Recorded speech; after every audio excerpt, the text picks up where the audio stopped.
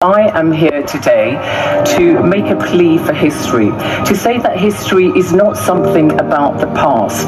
No, history from the African point of view is something which allows you to have self-respect. It helps you to have a reclaimed identity. It helps you to assert yourself on the social, political and cultural agenda today.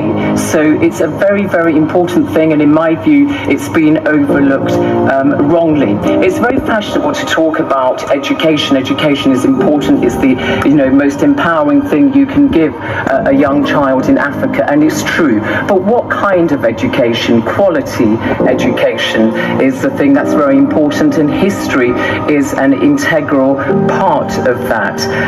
And not just for people living in Africa, but also the established African diaspora, be it in the Caribbean, be it in Brazil, be it in the United States, whether it's also the more recently arrived diaspora Africans living in the West, all part and parcel of the same history. It's a shared history. It doesn't matter where you live in the world, you are of African descent.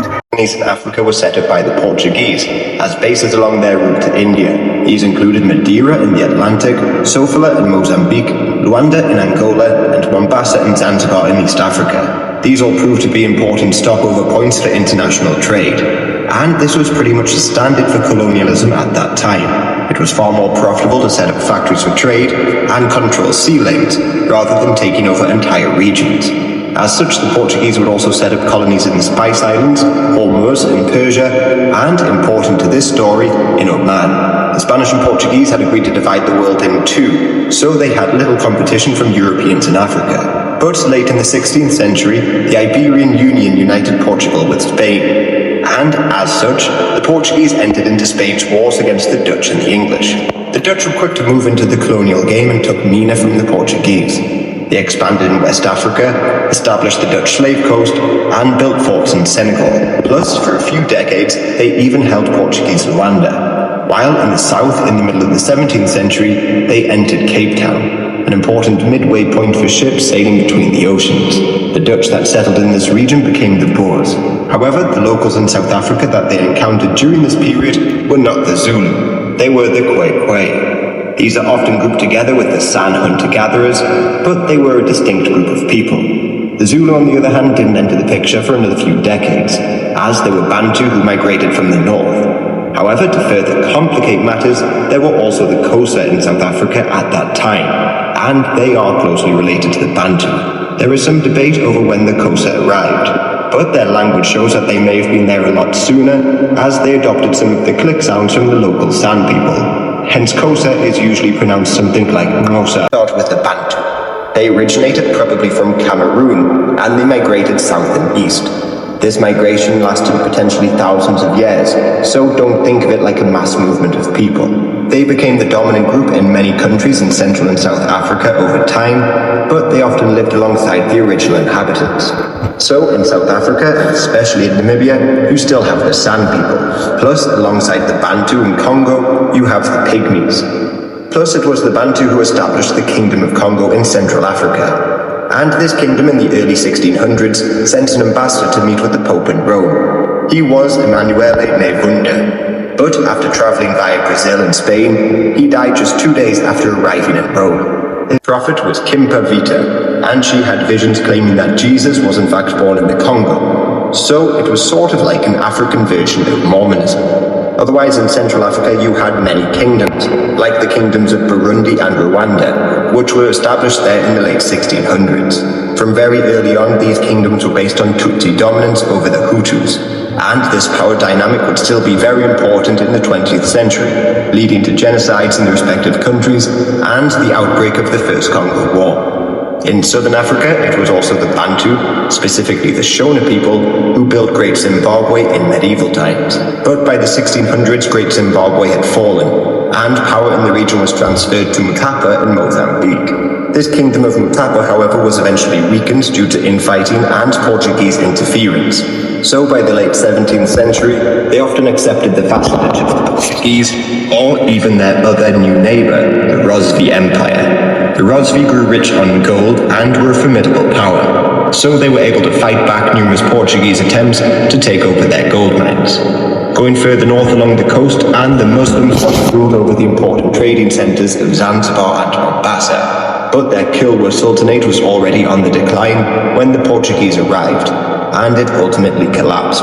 This allowed the Portuguese to take over these trading centres, but soon a new power emerged in the region. And anyone who has played Victoria 2 will know this power, Oman. Their capital of Muscat had been held by the Portuguese, but they were driven out of there in the 1600s, and the new Yoruba dynasty capitalized on their victory and chased the Portuguese west and took over the east coast of Africa. Zanzibar in particular would become an important trading center for the lucrative Arab slave trade, something that played a very important role during the scramble for Africa centuries later. Plus, it was from Zanzibar that many Arab slavers would form trading centers deep into the interior of Africa. Further north still, you had more Muslim sultanates in Somalia, like Ajuran, who fought back a couple Portuguese invasions.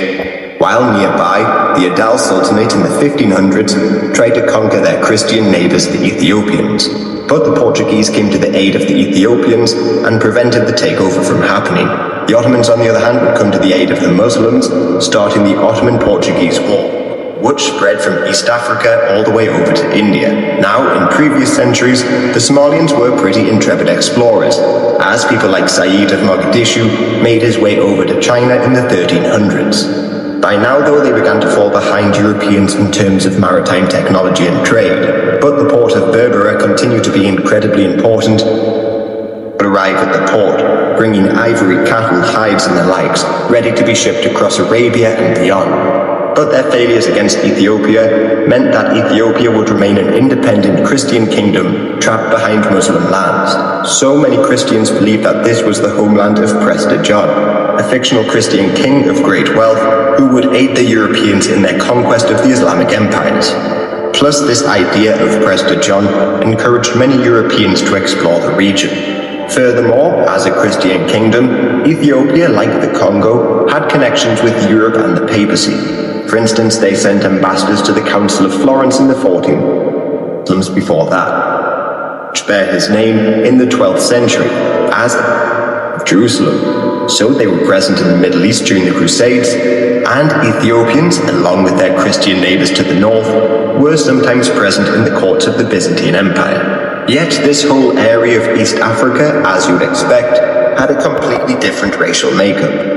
Its position on the Indian Ocean brought in a number of Arab merchants who brought Islam to the area. Then, within Ethiopia, they had a number of different ethnicities, like the Tigrayans and the Amharans. Amharic was the language of the empire for the most part, but this was a Semitic language, closer to those in the Middle East rather than anything in Africa. Plus, in future centuries, many of the Ethiopian rulers and elites, just like many of the Europeans, would consider the Ethiopians to be Caucasian. For instance, a journalist from Haiti named Benito Sylvain met Emperor Menelik II in the 19th century, and he hoped that he would become an honorary president of their society, advancing the cause of black people. But Menelik refused, declaring that he was in fact a Caucasian man. But don't think of Caucasian as just being white like in the USA today, as at that time it included everyone from India to England. You had more Islamic kingdoms and empires like Darfur, Wadai and Bornu. Now for Bornu, they were in medieval times a far more powerful empire. But by this point, they had become a bit of a rump state, laying in modern-day Chad. Going further west still, you had the Hausa states, formed by the largest ethnic group within Africa, the Hausa. Then to the west of them, you had the declining Mali Empire. This empire, like others along the Sahara, grew rich from the trans-Saharan trade. Gold, salt, slaves and the likes passed through these great states, and once upon a time, the ruler of Mali, Mansa Musa, was argued to be the richest man who ever lived. The salt mines here kept food preserved on long journeys, and whole salt mining towns were reliant on this trade to bring them food in the middle of the desert. For exploration, it was essential for the survival of the European economies. This is because from 1457 to 1464, there was a bullion famine, and the Europeans were running out of gold and silver. This was in part caused by wars like the 100 Years' War, and the huge trade deficit the Europeans had with Asia. So Europeans began exploring and discovered West Africa in their gold mines, and these practically saved Europe. Gold from this region was so well circulated in Europe that this is where you get the name of the old Guinea coins from, because where else but Guinea could you get such a large quantity of gold? As such, there were numerous African states that popped up along the coast here. Benin and Oyo, for instance, had been around since medieval times, while others like Dahomey and Ashanti came about around 16 to 1700. Forgotten colonizers of Africa, the Muslims of the north. After the Ottomans defeated the Mamluks in the early 1500s, they annexed Egypt, and this in turn opened their path to taking coastal Libya, Algeria and Tunisia. And this in turn opened up their path to taking coastal Libya, Algeria and Tunisia. These would later become the Barbary States, which infamously would launch pirate attacks on ships passing through the Mediterranean Sea. And if any nation wanted safe passage, they'd have to pay the respective countries tribute. Pirates who wanted to attack their Spanish enemy. Under his command, the pirates would launch raids as far north as Iceland, where they captured hundreds of people in the 1620s. These people, like many Europeans at that time, were then brought back to the Barbary States and sold as slaves. Now, this slave trade at its height from around 1580 to 1680 probably saw close to 1 million Europeans enslaved and brought to North African states. But if you were to add this number to the number of Christians enslaved by the Ottomans to fill in the ranks of the Janissaries and the likes, the number would of course be a lot higher. The Portuguese tried numerous times to invade Morocco and were sometimes successful in establishing bases along the coast. Most of these were reclaimed by the Moroccans, but there is one interesting tale in them. When Catherine of Braganza, a Portuguese princess, married King Charles II of England in 1662, she gave Tangier to the English as part of the dowry. This dowry also included Bombay, which set British expansion in India in motion. So the same thing could have happened in Tangier, one of important towns along the North African coast. For instance, they took over Tripoli in 1510 and gave it to the Knights of St. John in Malta. Algiers was also temporarily occupied by them, and Tunis was made a Spanish puppet, and so too was Jerba. They lost most of these to the Ottomans later on. However, to this day, the Spanish still hold on to some of their North African possessions, Melilla and Ceuta. So you had the Portuguese, Spanish and English in North Africa. Plus there was a very small French attempt as well, as they set up a fort called the Bastion of France in Annaba. There they hoped, like many, to exploit the coral trade in the region, but very little came from this colony. The largest coral traders at that time were the Italian Genoese, who held West Africa. There were of course the English and the Dutch, who were by this point setting up colonies around the world. But there were also Danish and Swedish colonies, plus a short-lived Prussian attempt which lasted from 1682 to 1721. But possibly the most obscure colonial power was Courland. This was a small vassal state of the Polish-Lithuanian Commonwealth located in modern-day Latvia. But the population was a mix of local Baltic people, Polish and many Germans, who had arrived there during the Northern Crusades. They set up a colony on the Gold Coast from 1651 to 1661. However, they also had a colony over in Senegal and had a Caribbean colony on the island of Tobago. So the language of many African countries could well have been German or even Swedish had things gone differently. But again, although this is a gross oversimplification, many of these countries would become distracted or indebted due to wars in Europe, and many of them would go on to sell their colonies to the Dutch or English. On the other hand, the Danes held on to colonies in West Africa and the Caribbean until the middle of the 19th century. But since the abolition of slavery, many of their settlements were abandoned and eventually sold off. Then, as we move into the late 17th century, the Dutch were on the decline, and in their place, the French appeared as a power in the colonial game. For instance, they seized Goree from the Dutch. This island, by the way, has a bit of a controversial history, as it is often claimed to be one of the major hubs of the transatlantic slave trade, but this has been disputed in recent years. Now, this is because less than 5% of the 12 million slaves who crossed the Atlantic are said to have set off from the Senegambia region. Then, even a smaller percent of them would have arrived in Goree. So compared to other regions, this 5% is pretty low. The Gold Coast, for instance, sent over 10% of the slaves, Bight of Benin over 20%, and by far the largest number arrived from the area around Congo and Angola, with close to 40%. This, by the way, makes quite a bit of sense, as this is the region in which the Portuguese largely operated, and most slaves were not sent to the Caribbean or the United States, but in fact Brazil. Close to 5 million arrived in Brazil, compared to 2 million in the British Caribbean, 1 million in the French Caribbean and Spanish Americas, and 500,000 in the Dutch Americas and modern-day United States respectively. Plus, it should also be said that over 1 million of those who left Africa never made it across the Atlantic at all. But now we're entering the slave trade, and this is another thing that seems to be completely misunderstood by many. On the one hand, it is said that Europeans were going out capturing the slaves themselves, while on the other, it is often said that the Africans were the biggest traders of slaves. But in truth, the situation was far more complicated, as you would expect. To try and simplify the situation, the slave trade was of course around long before the Europeans arrived.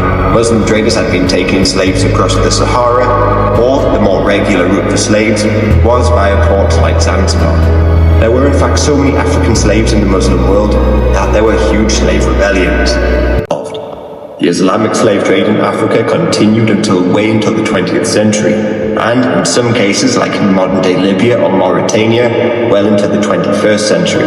Plus, this slave trade would be a major justification for the Europeans to begin taking colonies in Africa. They, for instance, launched campaigns to capture slaves, and sometimes even campaigns of conquest. They would also demand tribute from conquered people in the form of slaves, which they, in turn, sold to buy European guns, and the cycle continued. Nearby, Dahomey also had a largely slave-based economy. In the 18th century, the King of Dahomey even sent a diplomatic mission to Brazil, hoping to encourage further trade. And they were also one of the first nations to recognize Brazilian independence on that basis. But because it was forced to give male slaves to Oyo as tribute every year, they decided to create an all-female military unit, named the Dahomey Amazons. These Amazons would often go on slave raids themselves, and during some festivities, hold mock battles showing them capturing male slaves. These female soldiers actually continued to be a powerful force in West Africa until the 19th century, and were present in the war against the French. Further east, some Arawak people moved towards the coast and set up their own confederacy in order to take advantage of the slave trade. While down south in Angola, there were the Imbangala, who would later form the Kasanji kingdom, but they were initially marauders and mercenaries. They would attack settlements, capture slaves, and, according to some accounts, fill their ranks with captured kids. Plus, there are reports of them cannibalizing their victims and forcing their new recruits to eat human meat. They therefore provided a far better slave trading partner for the Portuguese rather than the nearby Kingdom of Congo. This is because the Congolese would often try to limit the number of slaves that the Portuguese exported, sometimes try to cut off trade altogether, and they even gave refuge to runaway slaves. So some nations were keen traders while others were not. However, one other major hub for slaves that I've not mentioned, and that's Madagascar, where over 5% of slaves in the Americas came from. But on Madagascar, the population there was completely different to the rest of Africa. Obviously, they were divided by the sea, but the original settlers didn't come from Africa at all. They came from Southeast Asia and were ethnically Austronesian. This means they had more in common with the Maori of New Zealand or the Hawaiians, rather than the Kenyans and the Nigerians. They first came from across the Indian Ocean around 500 AD, but soon afterwards, Muslim traders also began arriving, bringing their religion with them.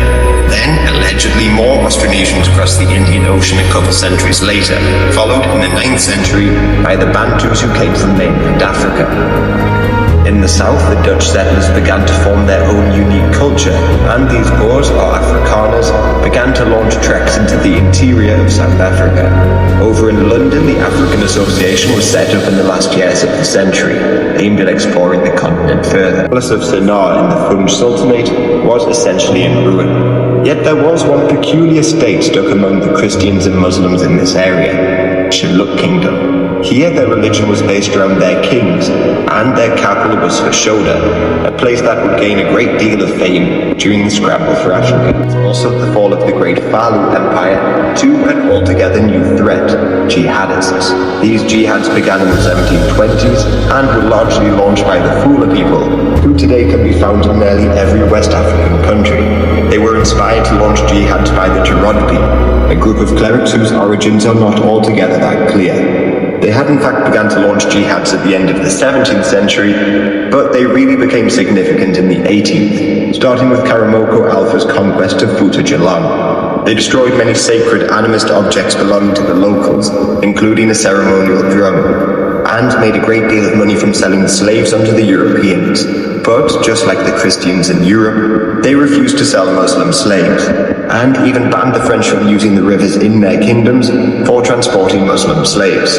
Their success in turn led to further jihadist states being formed across West Africa, like Futa Toro, which was founded in 1776 at the expense of the Great Fulu Empire. Then, in the early 19th century, they took over Timbuktu and formed the Messina Empire. But their greatest state was probably the Sokoto Caliphate. This caliphate conquered the Hausa kingdoms and drove back the Borno Empire, which was also largely Islamic. And the Sokoto Caliphate ruled over the region until the very early 20th century. And Algiers was driven back. So, once again, the Algerians were successful.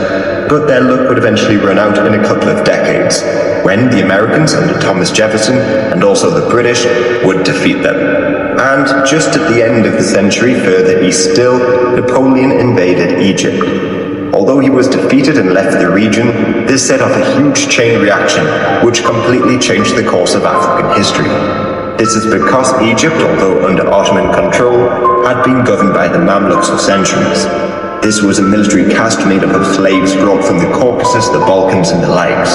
So the ruling elite of Egypt was a different ethnicity to the larger Arab population. But now they'd been defeated by Napoleon, which resulted in a power vacuum. Eventually a man who may well have been Albanian took over. He was Muhammad Ali, and his dynasty would rule Egypt virtually independently of the Ottomans. But his dynasty would change the world. They created their own empire, built the Suez Canal, and fell into debt, which brought the British into the country, and this led to the Mahdist Wars. It was in all parts of the continent, jihadist states in the west, slave trading kingdoms like Ashanti, Dahomey in Madagascar, Arab rule in the east, and a collection of very small European colonies around the coast.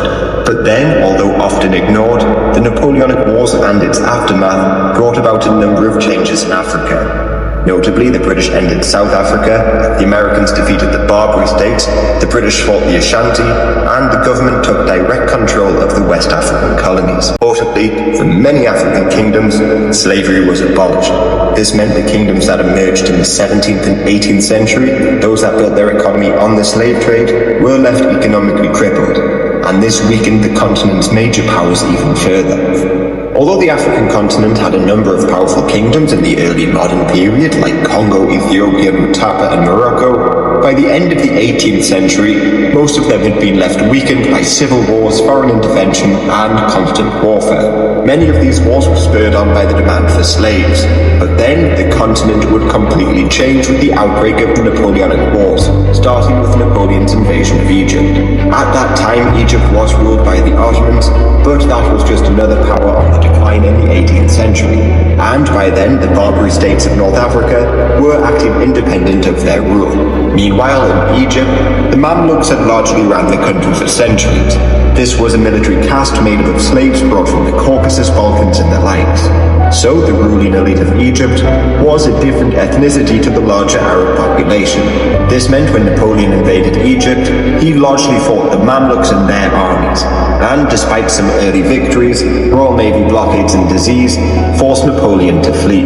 But the defeats of the Mamluks had created a power vacuum in the country, as power was then fought over between the Mamluks, Turkish governor sent by the Ottomans, and Muhammad Ali, a leader of Albanian troops that the Ottomans sent to fight the French. During the following years of chaos, Muhammad Ali was successful in defeating the Mamluks, cementing his control, and even expanding Egypt's borders. His first war was against a new sect of Islam in Saudi Arabia, named the Wahhabis. After this war, he invited the remaining Mamluks to celebrate, but as they entered the city, they were massacred. Those who survived by remaining in the countryside fled south to Sudan, but Muhammad Ali pursued them in 1820. This began Egypt's conquest of Sudan. However, Muhammad Ali had another reason for the conquest. As he wrote, "You are aware that the end of all our effort and this expense is to procure Negroes." And in this he was successful. The kingdom of Funs and the surrounding area were conquered by only 10,000 men or so, demonstrating to the world how a small, well-trained force using modern weapons can defeat a whole kingdom. After this, the Egyptians would launch further campaigns of conquest, taking Kassala, Fashoda, Suakin, Equatoria and Darfur by 1874. But one country they didn't conquer was Ethiopia. Meanwhile, Muhammad Ali's dynasty would fight wars against the Ottomans, and for a short while, they even took Syria. So they could be seen as the first true colonizers of Africa, who didn't just seek trading posts, but large stretches of land. Plus, even though his dynasty would remain officially under Ottoman control, they virtually acted independent, and Egypt under their rule would try to rapidly modernize. For instance, the Suez Canal would be built, which would bring European traders and colonizers into East Africa. However, the Egyptian wars of modernization plunged them into debt, and this led to the British entering the country, the Mahdist Wars, and a great deal more. But going back to the turn of the 19th century, there were a few changes that occurred during the Napoleonic Wars. For instance, the British took Mauritius from the French, but more importantly, there was the formation of the Zulu Kingdom, formed by Shaka Zulu, and Bantu people who migrated south. Simultaneously, the British took the Dutch colony in South Africa, pushing the Dutch Boers on their great trek in 1836 to establish their own states. This meant that there was a three-way power struggle between the Boers, the British and the Zulu. However, these three powers obviously didn't just pop into being peacefully. They conquered and ruled over a number of different races. The British, for instance, went to war almost immediately against the Xhosa people. The first confrontation between them took place in the 1810s when the Xhosa occupied the Zerveld region, which had acted as a buffer, but they were promptly driven out of it. There was another war that decade beginning in 1818, which was largely led by a Xhosa prophet named Makana Mzeli. Now he allegedly had the power to turn bullets into water and hoped to unite the Xhosa against the British, who had seized thousands of cattle belonging to them. But the British had the support of the San people, and together they defeated the Xhosa. As for Makana, he became the first person to be sentenced to prison on Robben Island, which became the infamous site of Nelson Mandela's imprisonment. In the intervening years, thousands of British settlers arrived in South Africa, while the Xhosa angered the Boers with their cattle raids. So Piet Retief sent his Boer commandos on punitive expeditions against them, while the Sixth Xhosa War erupted in 1834. It was another speedy victory for the British, who took more land and even imprisoned King Hintsa. However, while negotiating the payment for stolen cattle, the king tried to escape and was killed in the chase. However, despite this victory, Britain's inability to protect Boer settlers convinced them to take matters into their own hands and thus embark on the Great Trek North. However, tensions between the British and the Boers had been running high for some time. Obviously, English became the official language, and British laws and culture alienated the Boers. But what possibly angered them the most was Britain's racial policies. For instance, back in 1815, the British declared the natives of South Africa would be citizens and share the same rights. The British then outlawed slavery in the region in 1834, freeing 30,000 or so African slaves. At that time, it is believed over 90% of Boers in some regions like Stellenbosch owned slaves, so this, along with British weakness during the Xhosa cattle raids, prompted the Boers to set off north and establish their own republics. These treks lasted a couple of years, and only around 6,000 people, or 1/5 of the Dutch population, made the journey, and they faced attacks from all sides. The Matabele, for instance, attacked them early on, but in 1836 at the Battle of Vekkop, just 35 Boers held off an attack from over 5,000 Matabele warriors. The following punitive attacks pushed the Matabele out of the region and into Zimbabwe, where most of them live today. But their arrival came at the cost of the Shona people, and tensions between these communities continue to this day. But probably the worst attacks came from the Zulu. For instance, in 1838, Piet Retief met with Dingani, the Zulu king, to discuss a land treaty and watch a ceremonial performance. However, it was a trap, and 100 people, including Retief, were massacred. This was followed up with a number of other massacres like the Winnie massacre, in which over 500 Boers were killed. So the Boers could well have been destroyed and chased out of their new land. But the betrayal and massacres encouraged them to meet the Zulu at the Battle of Blood River in late 1838. In this battle they were victorious and they set up the Republic of Natalia, while the Zulus descended into civil wars, as the Boers, under Pretorius, helped Mpande remove his brother Dingane from power. But the Boers were not allowed to remain in Natalia for long, as the British moved troops in there in 1842 and forced them out. So other Boer republics were established like at Klip River, before, in the 1850s, the Orange Free State and Transvaal were established. But the Boers weren't the only people establishing new republics, as there was also the Griqua, a group of mixed-race people who set up their own republics, like Griqualand East and West in the 1860s, centered around mining areas. Then finally onto the Zulus, who probably launched the most destructive campaigns in the region. From around 1815 to 1840, the Zulus launched their wars of expansion, and this period has been called Mfecane by the original inhabitants. This word has many meanings, but think of it as meaning a scattering of people, as people were forced off their land, and it is estimated that over 1 million people were killed. People fled in every direction and established their own kingdoms and states. For instance, after the defeat of Undwandwe Shoshangani, he went to Mozambique and set up the Gaza Empire. The Fengu people, on the other hand, arrived in Xhosa land, putting further strain on their resources, and if you look at a map of South Africa today, you will see a tiny nation trapped inside it. This is Lesotho. The origins of this country date back to this period, as Moshoeshoe I took his Sotho people into the mountains to escape the Zulu wars. The other tiny nation in this region is Swaziland, or Eswatini, which still has a monarchy, but their monarchy goes back to the middle of the 18th century. Beforehand, the Swazi were living around Delgoa Bay in Mozambique, but they settled in the area that they are today under the leadership of Dlamini III, and they are quite unique in not being affected by the Zulu wars.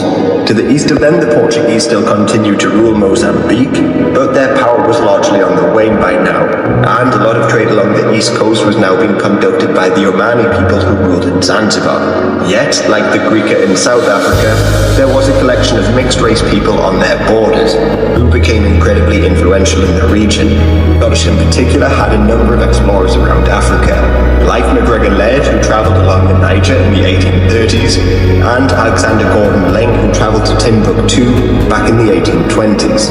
The Irish-born Frenchman, Antoine Thomas de Aberdeen, explored Ethiopia in the 1830s, and Richard Francis Burton, a peculiar explorer, tried to find the source of the Nile. But Burton also went to Mecca dressed as a Muslim, gained the nickname Ruffian Dick for getting into fights, and collected measurements of people's penises wherever he went. Yet he was probably inspired by a much earlier explorer, Johan Lundvik Burckhardt. British explorers were journeying out of South Africa, while they continued to fight against the Xhosa. These wars went until the 1870s, and one of the strangest episodes of these wars was the cattle-killing movement of the 1850s. This began when a 16-year-old prophetess claimed that she had spoken with the Xhosa ancestors, and they promised to aid them drive the Europeans into the sea. But they were only willing to help the living Xhosa if they destroyed all of their current means of substance. So they burned down their own crops and killed thousands of cattle. Even the leaders began to demand people do it. But when the day of reckoning was supposed to come in 1858, obviously they were disappointed, and thousands died of starvation. Meanwhile, before the scramble, the British were fighting elsewhere in Africa. Going back to the beginning of the century, in the West, the British were getting involved in wars along the Gold Coast because, just like in the Americas, Europeans would often align with different tribes or nations.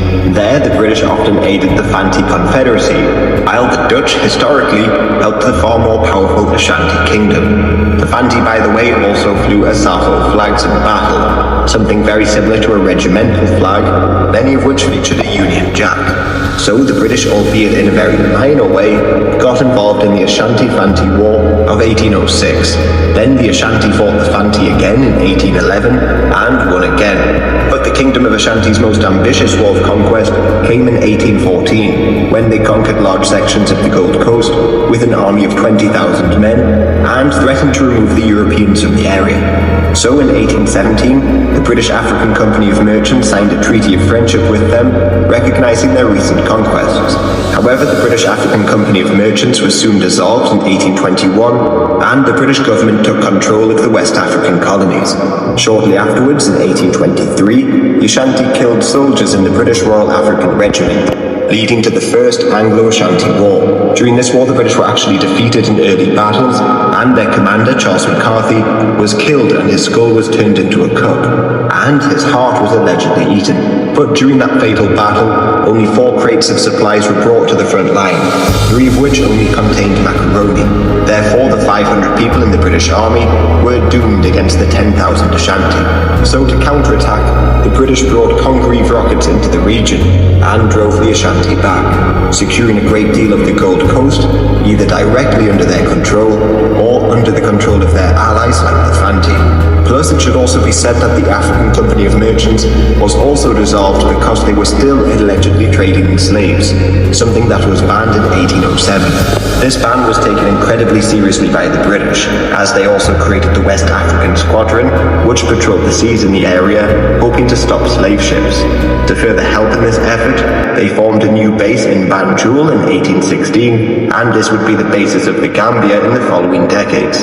However, only 20 ships patrolled the entire West African coast, so maybe only 10% of ships were stopped crossing the Atlantic, and it's believed that thousands of slaves were just thrown overboard, as the slavers didn't want to pay the fines to the British.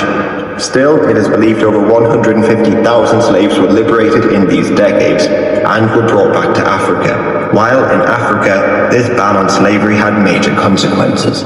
The powers that had emerged over the last couple hundred years had based their economies on the export of slaves, along with other items like palm oil, ice. So the ban weakened their states, and it was met with outrage by many African leaders, like the King of Boni in Nigeria, who wrote to the British saying, "We think this trade must go on. They say that your country, however great, can never stop a trade ordained by God himself." Plus, the ban did little to stop the trade of slaves within Africa. The Igbo people, for instance, continued trading, while the Dahomey used slaves as a display of wealth and prestige. As King Gezo of Dahomey wrote in the 1840s, "The slave trade is the ruling principle of my people. It is the source and the glory of their wealth. The mother lulls the child to sleep with notes of triumph over an enemy reduced to slavery." These kingdoms continue to find some markets to export to, primarily Brazil, which only abolished slavery in 1888. Plus, there was also still the option of selling to Islamic slave traders, while within Africa, Mauritania only abolished slavery in 1981, and they still had slaveholders in the 21st century. Otherwise, the abolition of slavery made colonies in Africa far less profitable. As mentioned before, this led to nations like Denmark selling their colonies in the 19th century, beginning in the 1830s, where they were called the Saro people. Some of these people, as they migrated, were just enslaved again though, or they were used as some sort of political tool. For instance, the ruler of Lagos, a major slave trading port, was Oba Akitoye. He was willing to ban slavery across his state in order to secure British support. But this was of course unpopular among the slave owners and traders, so they rebelled and placed his brother Kosoko on the throne. In exile, he appealed to the British for help, and they obliged in 1851, on the assurance that he would ban the slave trade. A fleet was dispatched to Lagos, they bombarded the city, and installed Akitoye on the throne. But he died shortly afterwards, and there was another power struggle between his son, Dosunmu, and Kosoko. Then there was another problem for Britain. The French had been forming trade agreements with nearby rulers like Soji, the king of Porto Novo, who was obviously worried about British military action. The rulers of Lagos also flirted with the idea of accepting French protection, and this convinced Lord Palmerston to act before the French did. So, in 1861, British ships arrived once again, and Lagos became a British protectorate, thus establishing a foothold in what would become Nigeria. This also put the British remarkably close to one of the oldest kingdoms in Africa, the Kingdom of Benin. which is most famous for their remarkably large capital city and the huge walls defending it. In fact, back in the 1600s, many European explorers said that the city were obviously angry by British expansion. While the British were supposed to be freeing slaves, they were simultaneously taking fresh colonies in Gambia and Nigeria. So, in 1863, Soji of Porto Novo signed an agreement with the French.